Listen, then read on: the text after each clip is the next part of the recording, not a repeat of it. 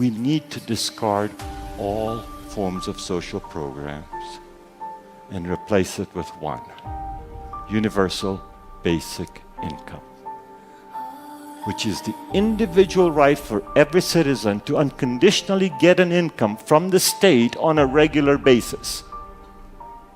As a capitalist, as a business owner, I demand that out of my leader. I am willing to pay higher taxes for that.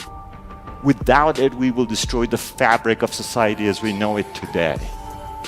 Universal basic income is not about increasing dependence. It's about meeting the Maslow hierarchy of needs at the lowest level. Universal basic income is something we can afford. Universal basic income will make us greater. One of the biggest misconceptions is that universal basic income or the freedom dividend is somehow going to reduce work. Because number one, it recognizes a lot of the work that we're already doing that does not get recognized. And it would be an enormous catalyst to entrepreneurship, arts, creativity, nurturing, caregiving, all these things we kind of want to do that the market says it's not worth enough for you to make a living at it, so don't do it. So it would create and recognize and reward a lot of the work that we're trying to do. Meaningful work is being with us forever and will be with us forever. It's not jobs.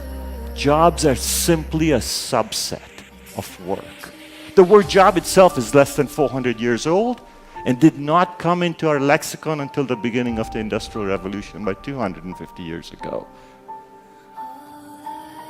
If you imagine what $12,000 a year would mean in a town of, let's call it 100,000 adults, you're talking about another $12 million like a month that's coming through that town.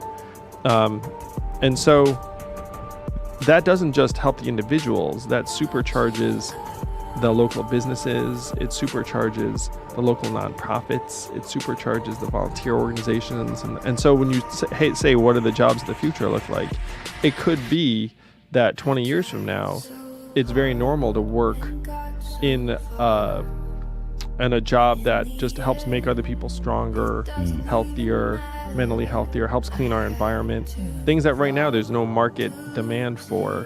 There could actually be massive opportunities in. The problem right now is that, again, we're following capital efficiency and it says these things are worth zero.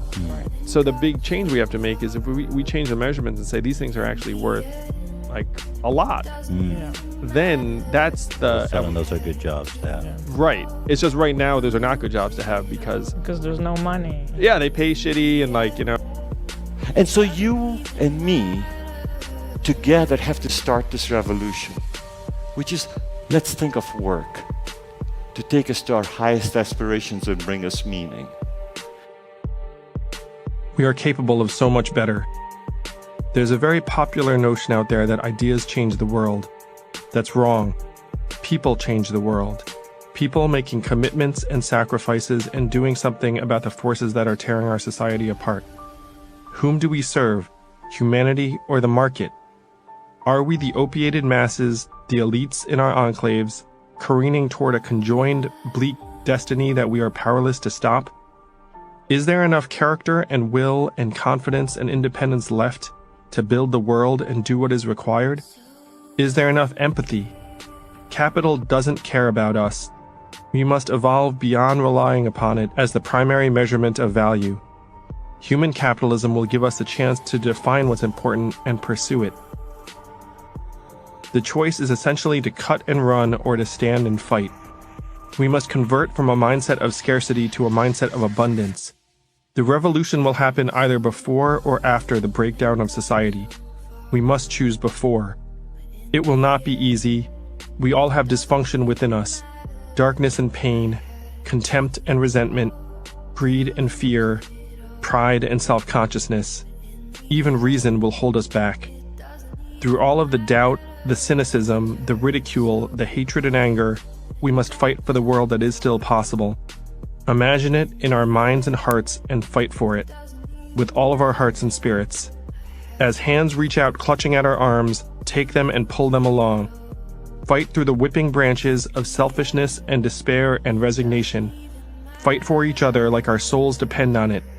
Climb to the hilltop and tell others behind us what we see. What do you see? And build the society we want on the other side.